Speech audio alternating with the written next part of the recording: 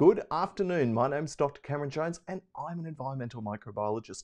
And this week I'm going to bring you a very exciting show on the topic of black mold, the infamous Stachybotrys. If you have ever considered that your home or property could be contaminated with mold, you've probably looked up online and you've probably found page after page referring to something called black mold or Stachybotrys chattarum. This is the most infamous black mold. It's not as common as people think, but there has been an increasing amount of research done, and I'm going to be taking you through this week some of the key publications, as well as one which has just come out in the research literature, which is talking about a patient who presented to the medical clinic with a sinusitis infection, and it was typed out to be Stachybotrys. In any case, we're going to get into this publication and what this means to you, but I want to firstly overview you on what we're going to be talking about today. And the topic that we're focusing on is facts about black mold and fungal sinusitis. And if you look at this particular photograph, which I've used as the cover of this week's live stream, you'll see that it is the underside of a ceiling in someone's home. This is an on-site photograph from an inspection I did myself a couple of weeks ago, and the occupants had actually moved out because the mold, in their opinion, was making the entire property uninhabitable. Now, what does it actually mean when a property is uninhabitable? Well, it means that no one wants to live there. But the owner of this property wanted to investigate further because it was his opinion that there were some intrinsic building defects that had allowed water to penetrate into this property and produce the correct conditions for mold to grow. And as we know, mold loves water. It loves carbon-rich foods like timber and the underside of plasterboard. And you can see there's evidence of visual mold here when the underside of the ceiling in this particular hallway underneath the balcony was removed. But what I want to talk to you about and put this in perspective is this is what I actually was able to see inside this property. And just to orient you this, you can see the front door of this particular individual's property. You can see that some of the wall sheeting, plasterboard, has been removed to expose the frame. Up top, this is immediately above the front doorway. You can see that the investigations by the building inspector and the builder have lifted the tiles to look for the problem, and you can see that some of the framing timbers and the structural components to the ceiling affecting the ground floor are covered with visual mold. But to put this in perspective for you is that something called Stachybotrys has been infamously and controversially linked to something called idiopathic pulmonary hemorrhage and sick building syndrome. Now, what do I mean by idiopathic? Well, idiopathic means really no known cause, but quite severe symptoms. And historically, there are a number of papers that have linked Stachybotrys chattarum with sick building syndrome. And the reason I wanted to show you those photographs at the beginning of this talk is essentially to orient you with the fact that Stachybotrys, we actually found that when we did Petri plate press cultures up against those framing timbers, as well as tape lifts that were assessing physical structure, the underside of the plasterboard. And not only that, but when we used spore traps to capture air samples, we were able to find Stachybotrys in the airspace. So I'm not surprised the people who lived in that particular home chose to move out.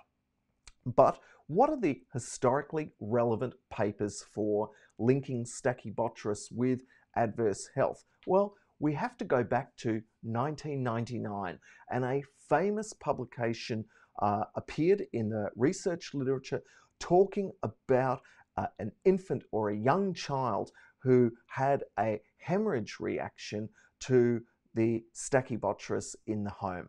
And the micrograph that I've put underneath this publication, this is what I found inside the home a couple of weeks ago. And this is from a tape lift that I took off the underside of the plasterboard. And I just want to make the very clear connection with the fact that complaints of mold, you have to find the source. Once you find the source, it's also very important to determine what type of mold is present. And we're going to get to that, and that's the topic of today's talk, because a certain percentage of the population is particularly susceptible to these toxic molds like Stachybotrys chattarum. Okay, let's look at some of the other historically relevant pieces of literature. And we have another one from 2000, yes, 20 years ago. And this was also making the connection with Stachybotrys and sick building syndrome.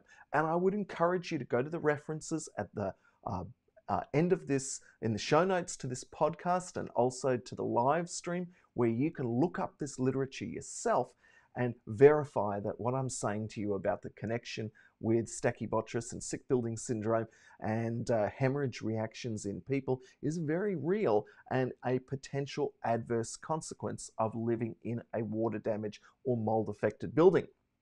Now, the paper that just came out, it's published ahead of print, 2020, first case of invasive Stachybotrys sinusitis. And you can see the characteristic black spores that this fungus produces. Now, just so you don't think it's just Stachybotrys that causes severe reactions like sinusitis, even a publication from 2015 was focusing on the fact that other fungi cause severe problems.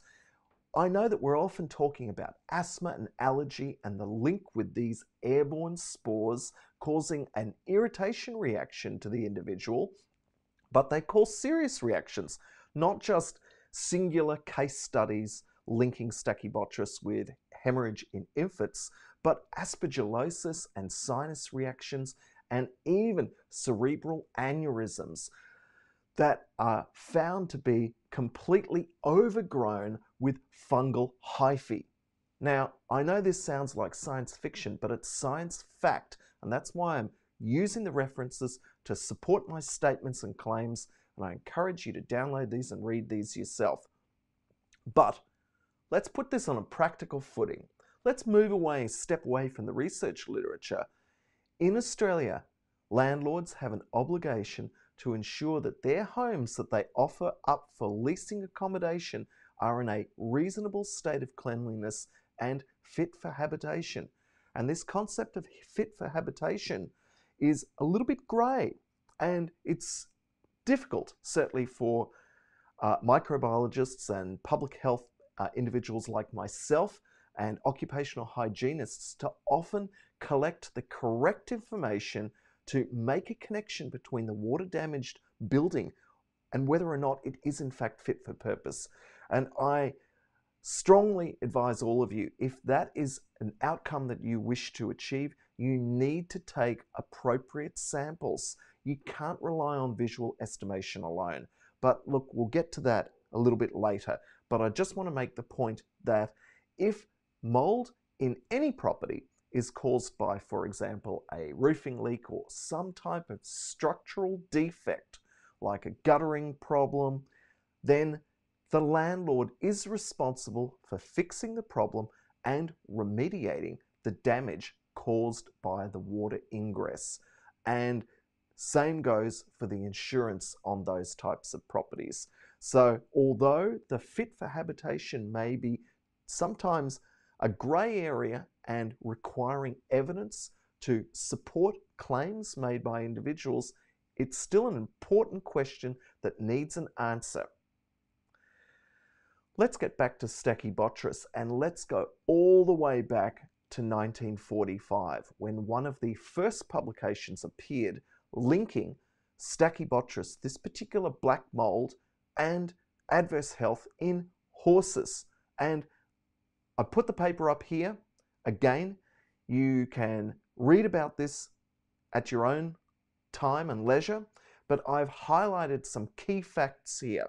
And a toxic reaction to Stachybotrys, it was first stated back in 1945, and that was this toxic name was given to a newly discovered disease in horses that was observed in the Ukraine, and it was characterized by mucus in the airway, hemorrhage, ulceration of the mucosal membranes in the mouth, nose, and throat. And if that disease progresses, then the observation would be a reduced or lower white blood cell count, which means that there is significant impact on the immune system of, in this case, the horse. But what does that mean? Well, the scientists then went on to state that the disease caused by Stachybotrys was associated with the horse feeding on mold-contaminated hay dominated by growth of Stachybotrys.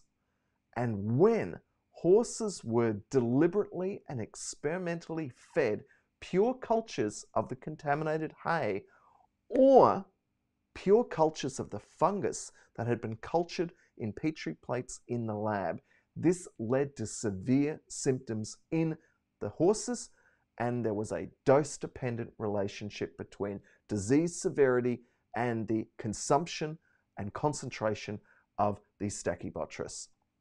Now, this is a very important publication because it also made another key observation.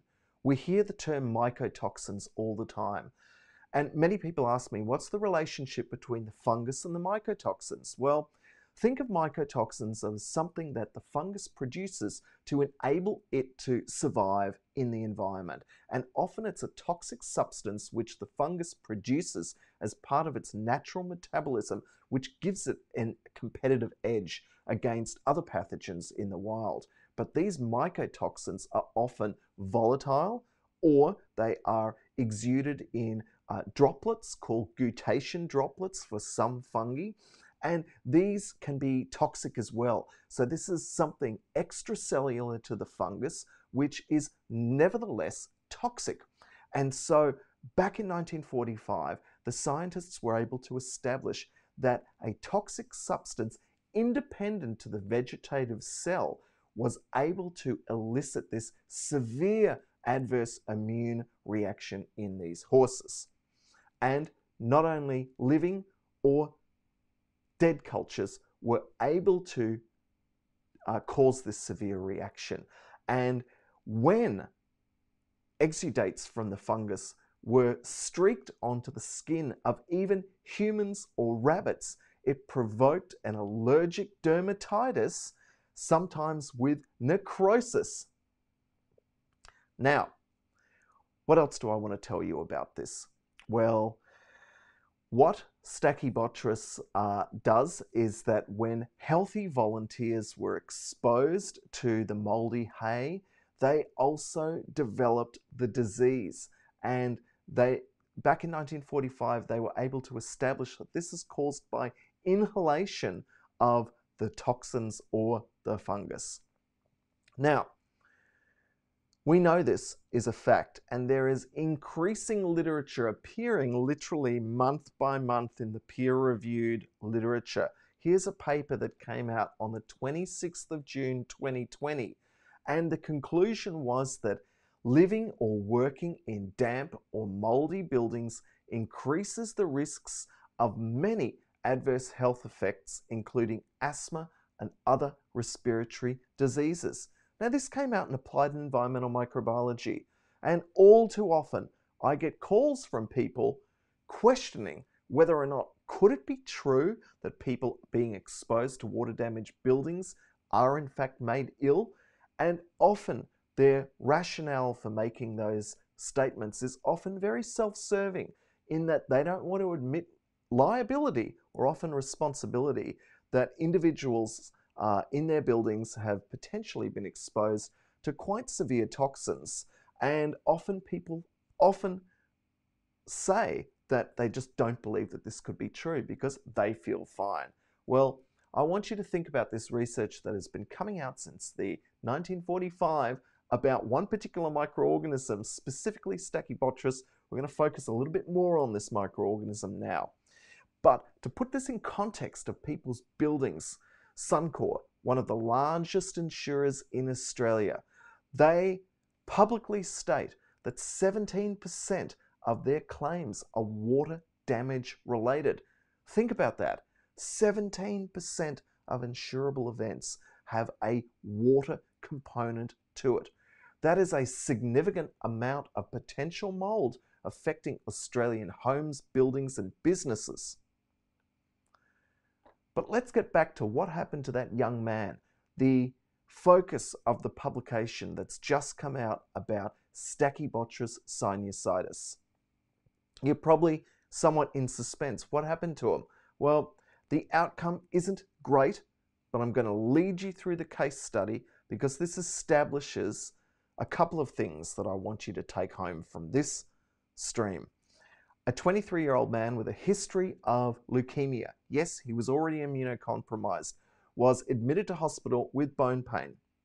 He'd been diagnosed with leukemia 18 months prior to fronting up to hospital and had undergone chemotherapy in that prior 18 months.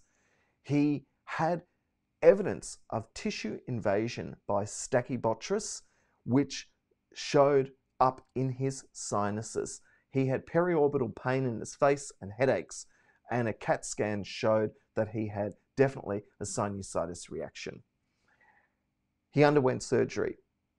The doctors were able to isolate from the surgery and also a biopsy that Stachybotrys was present in his sinus cavities. Unfortunately, he didn't get better from the sinus. He did recover from the Stachybotrys infection, but he ended up with 2 further surgical procedures. And each next surgical procedure led to observations of extensive inflammation and congestion and further colonization by another fungus, extremely common everywhere, worldwide, global incidence, called Aspergillus. And unfortunately, the patient continued to deteriorate and he passed away 139 days after having entered hospital with headaches and sinus pain.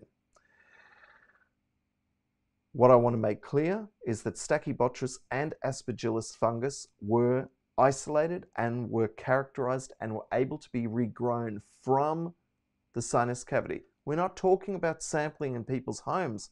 We're talking about sampling inside someone's nose. And then gene sequencing speciated and ensured that the identification of the Stachybotrys was in fact correct. This paper essentially is the first case of invasive Stachybotrys sinusitis. Based on the results and outcome of the first surgery, it was medically cured. However, the patient did succumb to an Aspergillus-mediated sinusitis, and eventually he did pass away. He was immunocompromised. So, where to from here? Well, you might be thinking, I'm being sensationalist by focusing on a case study from a patient with leukemia who ended up with a Stachybotrys infection. It's like, that's not going to happen to me. I now want to talk about immunocompromise and about how common it is. Immunodeficiency disorders in general prevent your body from fighting off diseases and infections. And they fall into 2 types, congenital and acquired. So congenital immune disorders means that you're born with it. But the second, the acquired, is very much like when we talk about hypersensitivity reactions to mold or outdoor pollution, for example. This is often an acquired response to something toxic which is causing an adverse reaction in your body.